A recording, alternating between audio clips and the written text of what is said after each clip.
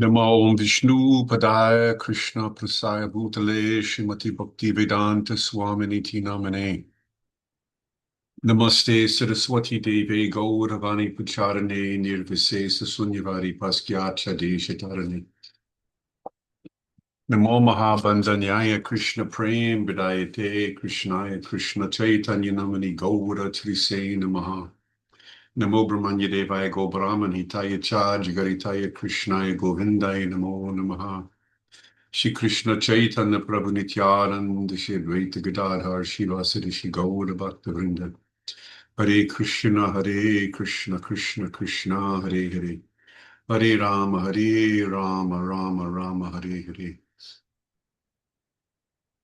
Panchakalpa Tirubhyascha Kripa Sindhu Bhayevacha Patitanam Pavanebhyo Vaishnavebhyo Namo Namaha. So, what pleases devotees in Krishna consciousness the most is to always speak about Krishna, talk about Krishna, and keep your mind and keep one's mind fixed on Krishna. The actual purpose of Krishna consciousness is to come to the platform where your mind is constantly absorbed in the form of the Lord effortlessly. And one develops a very, very close communion with the Lord. The deity of Lord Krishna and all of his Vishnu Tattva expansions are our best friend. So I can move this a little bit here. Are our best friend. We are in need of shelter because of our situation as jivas. Tattva, jiva means dependency. Although we are Brahman, we are not independent. We don't have infinite power like the Vishnu Tattvas do. Our category is Brahman, but we are a lesser quantity.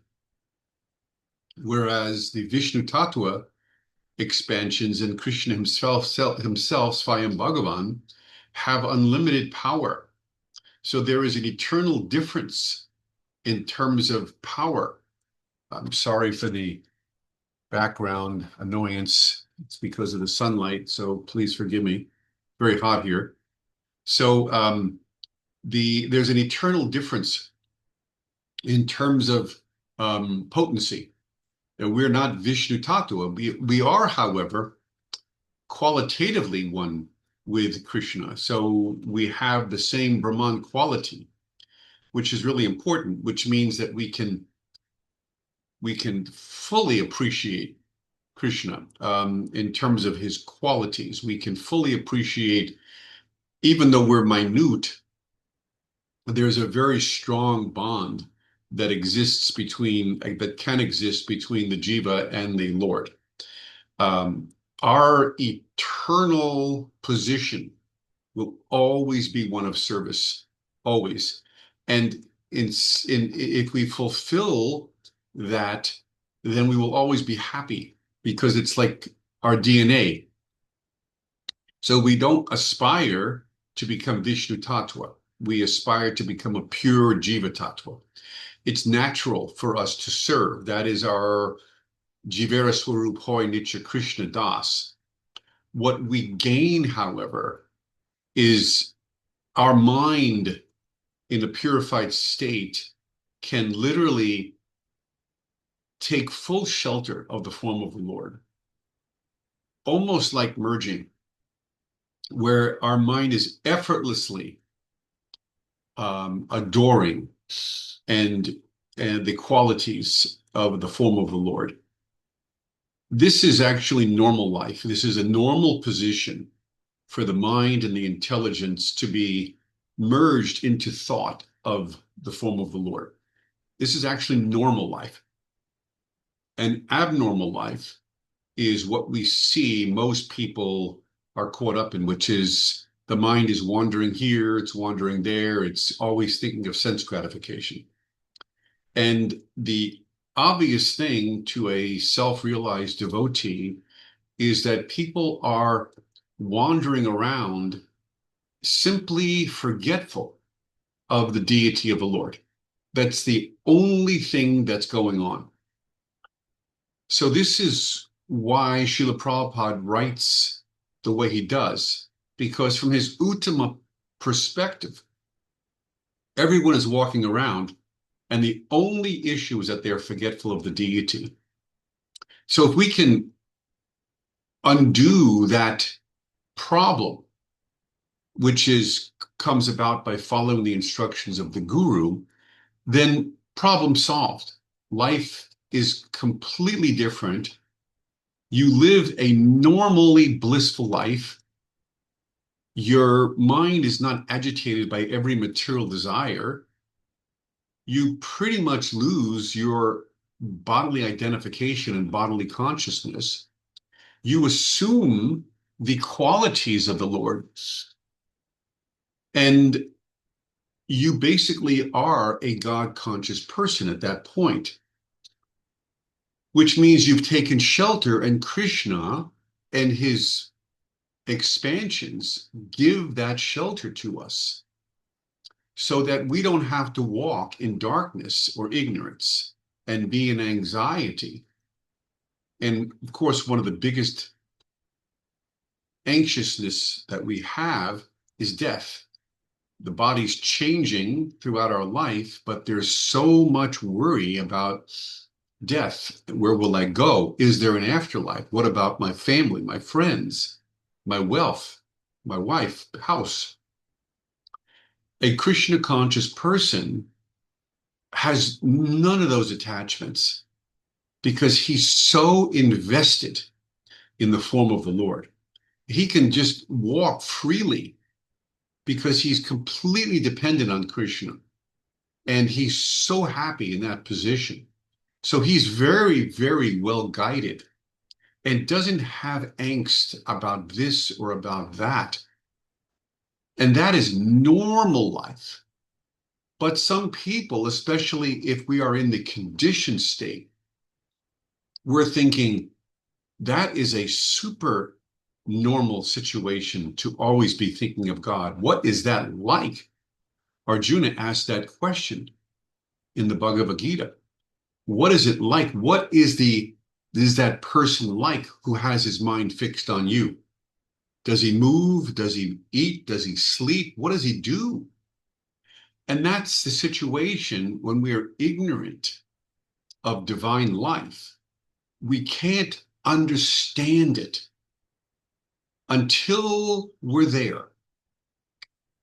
You know, you have this moment of faith where your actions in Krishna consciousness finally culminate, and you are able, by the grace of Lord Krishna, to fix your mind on the deity, to have an experience where you're qualitatively one with God, or to a degree, you feel that. And you feel so satisfied and so happy, so joyful. Sometimes you just start laughing or crying. There's no other cause for these intense emotional experiences other than the form of the Lord, which others can't see. Now, how do we therefore distinguish someone who's actually God conscious from someone who is crazy? And the answer is someone who's Krishna conscious actually has a spotless character.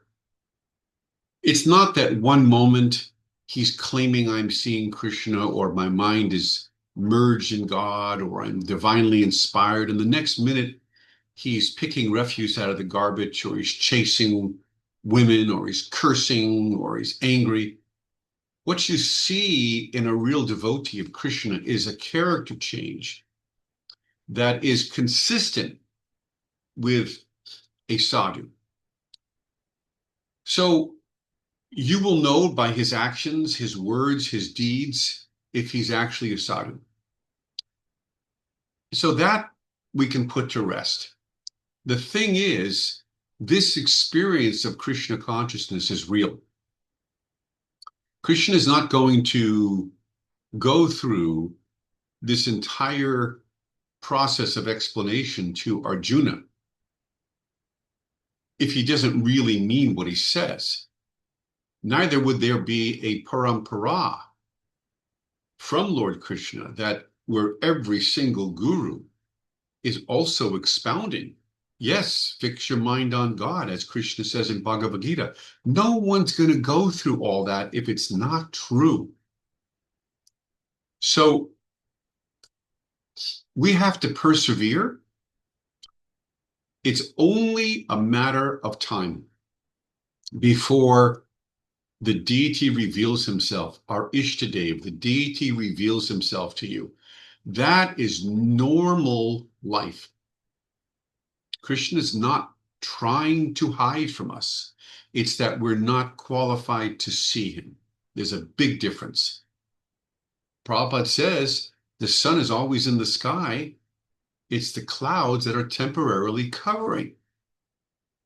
But when those clouds disappear, you realize the sun has always been there. All of the Vaikuntha Murtis are eternally existent. Krishna in Goloka is eternally existent. He has no beginning. There is no beginning. And there's no end to their existence. It's only our perspective, which is being covered by our ignorance, which is due to our karma. So through the practice of Krishna consciousness, this karma is literally eliminated. Actually, it's transformed into love from lust, but it is eliminated. And as the burden of our past and present and even future karmic seeds become eliminated, or as it's described by Rupa Goswami, burned up, this then paves the way for our pure consciousness in the practice of Krishna consciousness. And in that purified state, where our karma is practically eliminated, we can have vision of either Krishna, Vishnu, Lord Narayana, because to have actual continual vision of Lord Krishna is such an elevated state. It comes, but you may find that you are thinking constantly of one of the Vaikuntha Murti deities, one of the Vaikuntha deities, or Lord Vishnu, which is mode of goodness, or Sudasattva plane, where you feel the protection and the inspiration and the direct form of the Lord resonating through your entire being. And knowing that in a short period of time, you will have the darshan of Lord Krishna himself. These are progressive steps for us in Krishna consciousness. So we must persevere. We definitely must push on with our Krishna consciousness, whether it takes us 1 year or 50 years. It's not important, because the jiva is the capability of maintaining intense faith for a very long period of time. If we keep faith, very strong faith in the words of Srila Prabhupada, and then, of course, in the words of Lord Krishna, who Srila Prabhupada has made famous for us, then our karma is continually negated, and we will absolutely arrive at the place that we are all seeking. We're wondering, will I ever become Krishna conscious? Will I ever get to the stage I'm looking for? The reason I really came to Krishna consciousness, will I achieve it? Sometimes you hear devotees saying, oh, I will not achieve Krishna consciousness for many, many lifetimes. I'm too fallen. It will never happen for me. It's a wonderful pastime of Lord Chaitanya, I think his servant's name, I think it was Damodar. I could be wrong. I think it was Damodar, who fell into a bad association with a gypsy, gypsy-like women. And this is traveling with Lord Chaitanya, God himself. He became influenced by these Bhattahari women. He became attracted more to them than to Lord Chaitanya. Well, obviously, Lord Chaitanya allowed this pastime to happen. And when he found out about it, he immediately disassociated with Damodar. Immediately. And I say Damodar, I believe his name was Damodar. You can correct me in the comments if I'm wrong. And Damodar, of course, was heartbroken because to lose the association of God after having the opportunity, you want to kill yourself. He was heartbroken, and the community of Vaishnavas had a heart, and they felt really bad, and they knew he was a really, really good servant, but he just happened to momentarily lose his focus. And they appealed to Lord Chaitanya.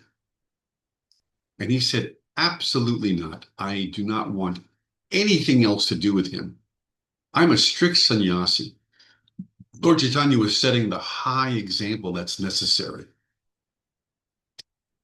But then he said, you can tell Damodar that I will not see him for millions and millions of lifetimes.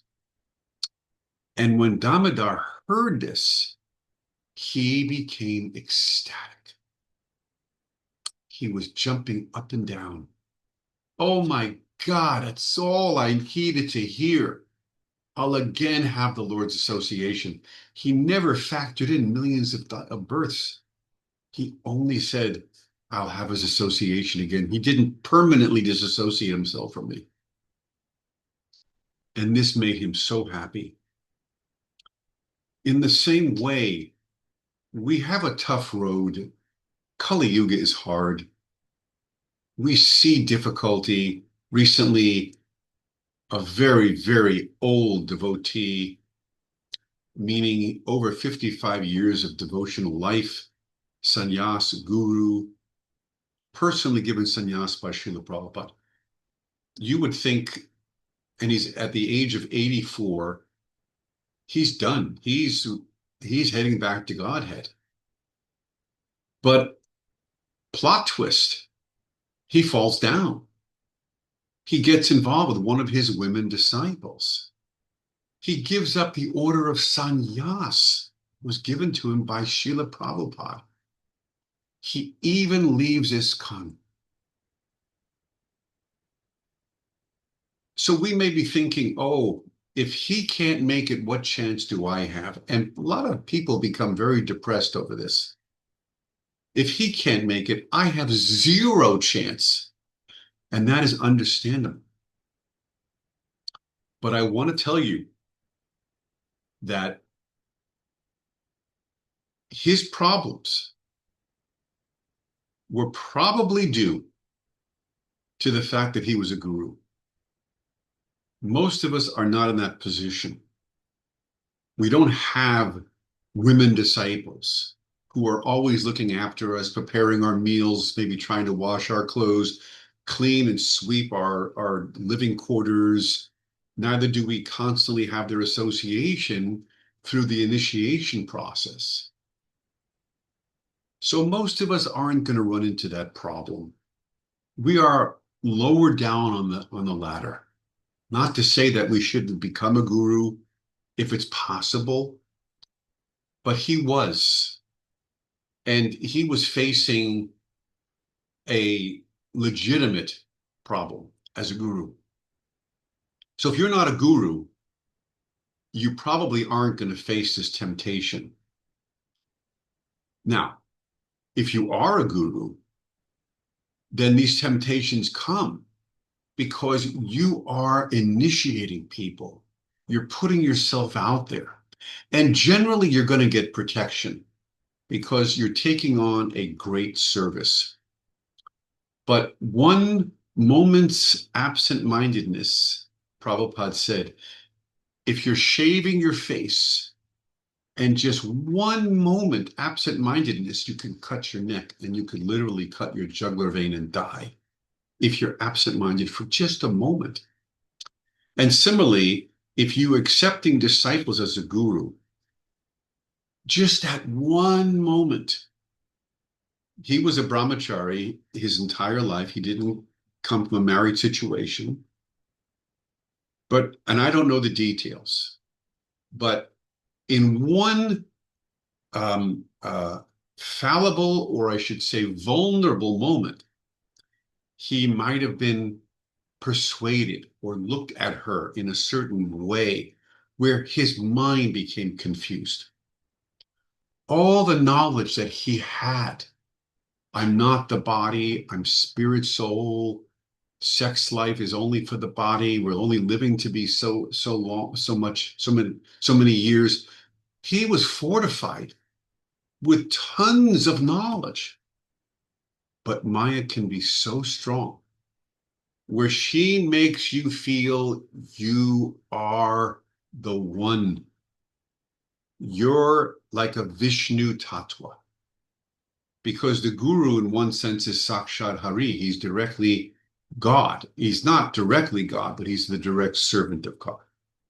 But we put so much emphasis on the guru that the service that comes to the guru can make the jiva guru feel more important than he really is. It can get to his head. And when that happens, it's hard to get back to the humble position, to the thoughts that are required to become humble again, to realize I've got no beauty. My disciples aren't really interested in me. It's not me. Everything I'm doing is transparent. Their interest is in Krishna through me, but I don't claim anything for myself. My disciples are Prabhupada's disciples.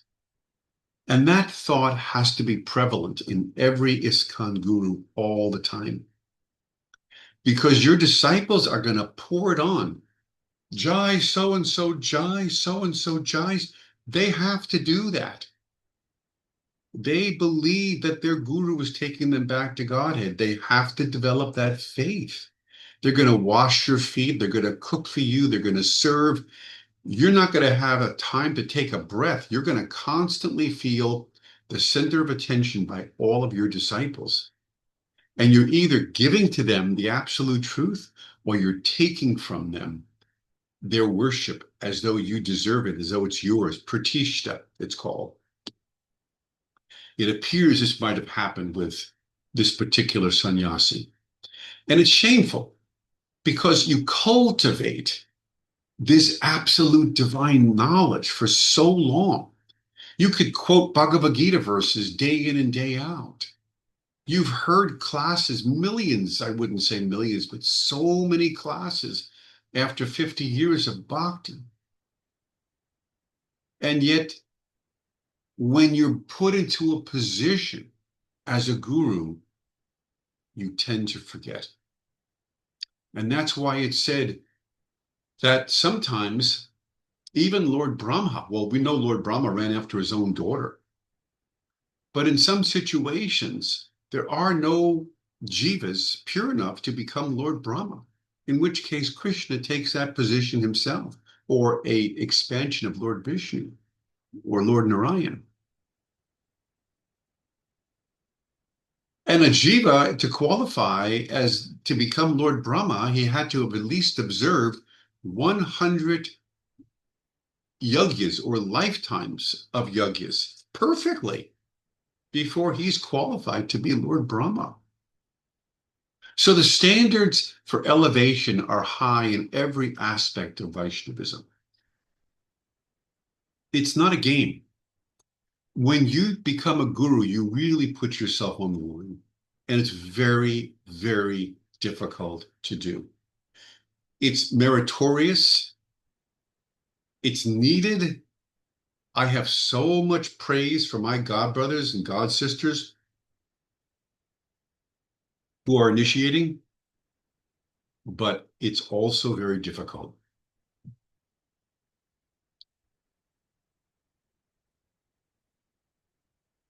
If you're going to take that position, you need to feel that Krishna has elected you to do that. And if you don't take the position of guru, you can still be Siksha Guru to so many disciples and so many people. Someone who has their mind fixed on the Lord, he's qualified. His passions are controlled. He's qualified.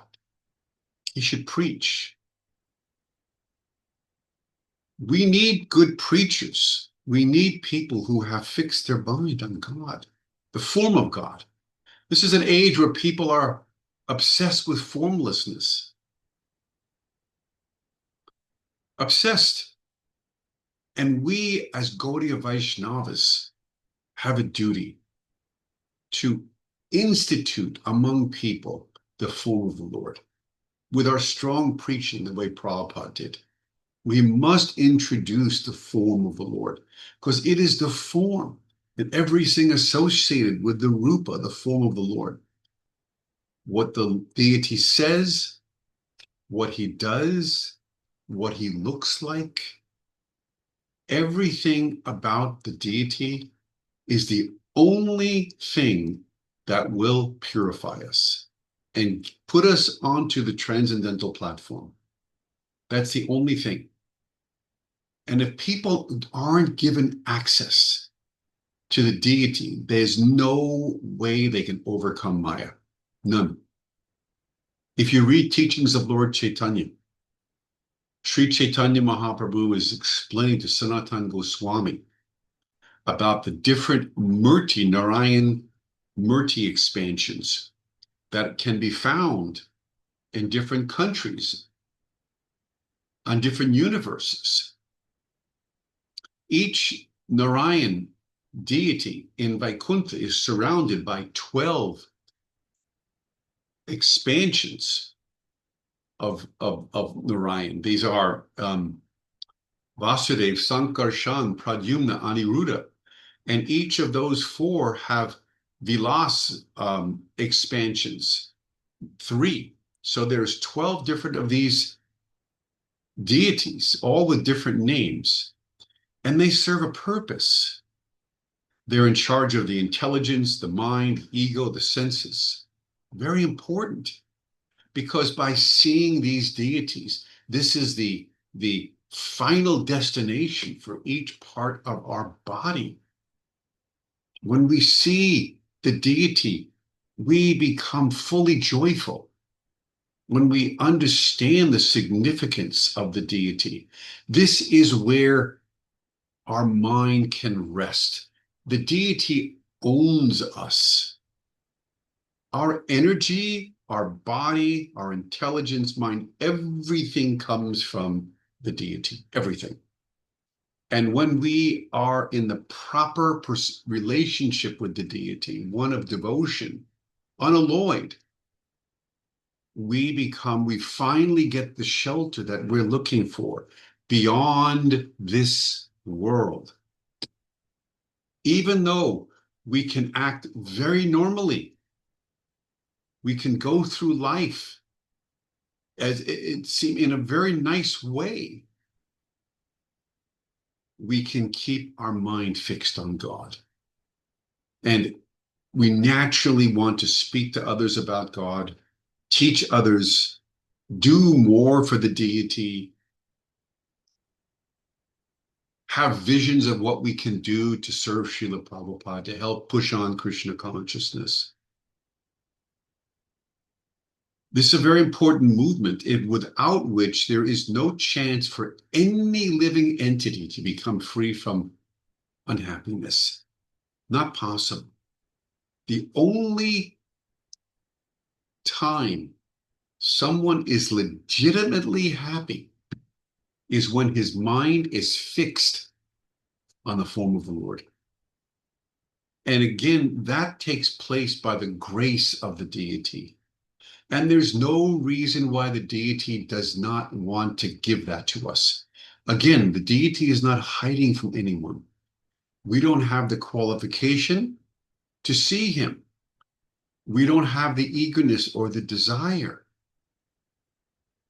But once that takes place, and once we are experienced in the practice of Krishna consciousness, the deity is desiring for us to come in touch with him. In which case we will find no more loneliness, no more unhappiness, and no more depression. When we have the association of the Lord, our time is invaluable because that time is spent with Krishna.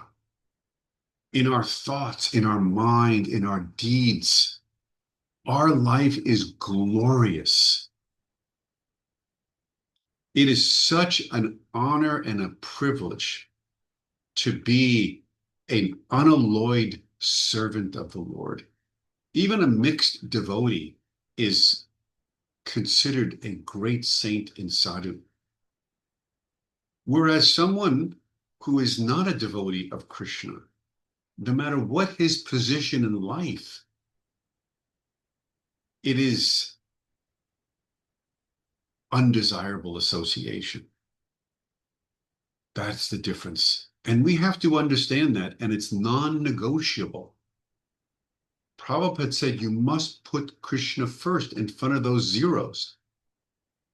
So I don't accept when someone says, well, I'm worshiping, my way, in an impersonal way, and I'm making headway, and I like Krishna consciousness, but I don't see it the way you do, and all this talk. But I'm telling you, there's no substitute for what we're saying. People need to become familiar with the murti and the deity and the words of the Lord. This is what Prabhupada did for us. He created temples, and now many disciples have the murti of the Lord in their homes. And this is what we want everyone to do. It's not enough to say, well, I chant Om and I like Krishna, and I also chant Om Namo Shivaya, and I got a variety of things I'm doing. I go to AA, and I like people. I mean, all this mental justifying or justifying. No, we're not going to be moved by that relative nonsense. I will listen. I'm compassionate, but I'm going to tell you this age-old science is non-negotiable. This Shabda, you are either meditating exclusively on Lord Krishna or one of his Vishnu Tattva expansions, Lord Ram, Lord Nrsingadev, Lord Varaha, Lord Vaman, Sri Chaitanya Mahaprabhu, who is Krishna himself. Either you are worshiping the form of the Lord or you're not. You cannot say I'm worshiping demigods because Krishna says that is indirect worship of me. I don't accept that in the same. You can't say that is direct worship of me or that's a substitute. He tells Arjuna, why not worship me directly? I'm giving them powers. So you cannot say, well, I'm worshiping Shiva. No. And many times there are Indian people who think that Lord Shiva is either greater than or equal to Lord Krishna. So we have work to do in that regard. There's many, many people who think I read the Vedas and Lord Shiva is as good as if not better than Krishna. I read the Vedas and Krishna is phantasmagorical. He does not even real. I've heard people say. Excuse me. We have work to do in that regard to establish the supremacy of Krishna, because we know that if someone does not take up the proper path of bhakti, there is zero chance of them fixing their mind on God. Therefore, there is zero chance of them leaving this material world. And there is zero chance of them having a divine life. Not possible. And that's a non-negotiable point. You can't cross that line. So we're not trying to force ourselves on anyone. That's not our position. What we do is when we are in a discussion with someone, if it's an open discussion or if they're asking us, we must give them the truth. Must. Even if they divorce themselves from us or discount us or whatever their reaction is, that is not within our control. Our business is to deliver the truth. Many people don't like to hear, they think we're fanatics, but we can back up everything we're saying in Shastra. We're not fanatics. We're Gaudiya Vaishnavas, very well schooled in all the Vedas, and especially the essential Vedas, like Srimad Bhagavatam, Bhagavad Gita. You have Govinda Bhasya, which is the explanation, which is the commentary in the Vedanta Sutra. You have so much in the Gaudiya Vaishnava literature that is conclusive. So if you study, you are now in a position to defeat anybody if necessary, with either simple logic or more complex logic. When Sarvabhauma, who is very, very well schooled, considered one of the top munis or rishis of his time, he was explaining to Lord Chaitanya prior to his realization of God. He thought he knew so much. He explained the Atma Rama verse in 16 different ways, not going back to the same way ever once. And he thought that he was pretty elevated in doing that. In fact, he didn't think there was anybody else on the planet at that time that could beat him in terms of his knowledge and erudite scholarship. So he had he was very confident. And Sri Chaitanya Mahaprabhu, being omniscient, he patiently listened to all 16 explanations with commentary and didn't say a word to Sarvabhauma until he finished. And then and only then, when Sarvabhauma said, "You have sat there and listened to me, which is very, very good of you. What do you think of what I said?" Only then did Sri Chaitanya say something.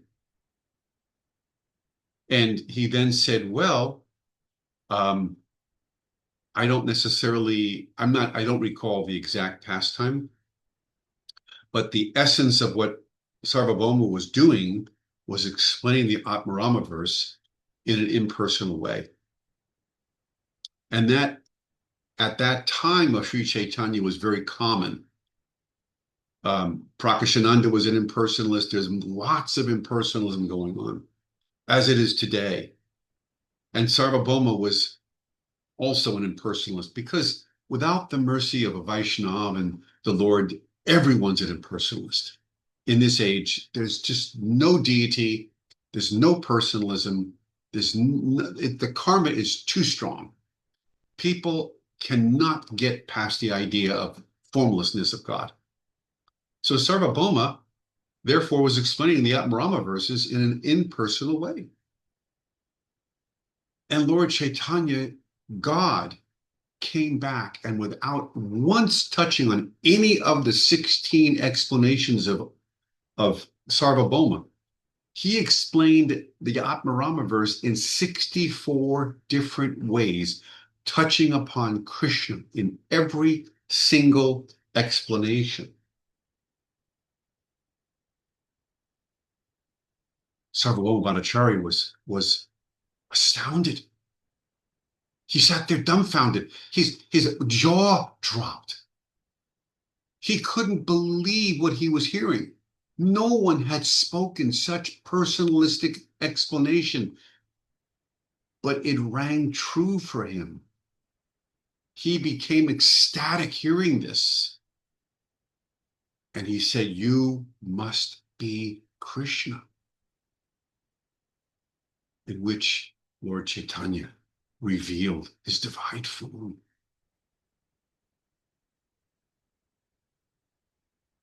Prabhupada, Nirvisesha Sunyavadi, he came to the West to destroy impersonalism and voidism. That's what's destroying the human psyche, the intelligence. People are fixated on this false idea of oneness and voidism and impersonalism. And in a very, very tough situation, Srila Prabhupada came and destroyed impersonalism and took all of us who are impersonalists to the personal side. And it wasn't easy to make us Vaishnavas, but Prabhupada did it, and he did it expertly. And we must return the favor to Srila Prabhupada. And we must help those around us who are also suffering from the same condition of impersonalism and voidism, and help them through mercy and prasadam and superior understanding that the deity of Krishna and Krishna himself is aham sarvasya prabhavo mata sarvam pravartate iti matva bhajante mam buddha bhava samamvita. I'm the source of everything, he tells Arjuna. And not the Brahman within Krishna. He says, me, this body, the same one who spoke to the sun god 120 million years earlier. It's the same me. My body doesn't deteriorate.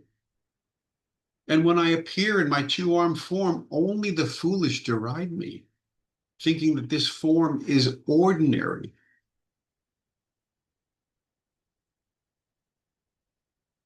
Beautiful. Such beauty, how Krishna establishes to Arjuna that he is the supreme person. How Lord Chaitanya establishes to Sarvabhauma that he is the supreme person. And how Srila Prabhupada has established to the world how Krishna is the supreme person. So we must follow this path of our Mahajans and become intoxicated within ourselves with this knowledge. Liberate ourselves by taking the instructions of our Guru to heart. And then when our heart is clean, we must help liberate others.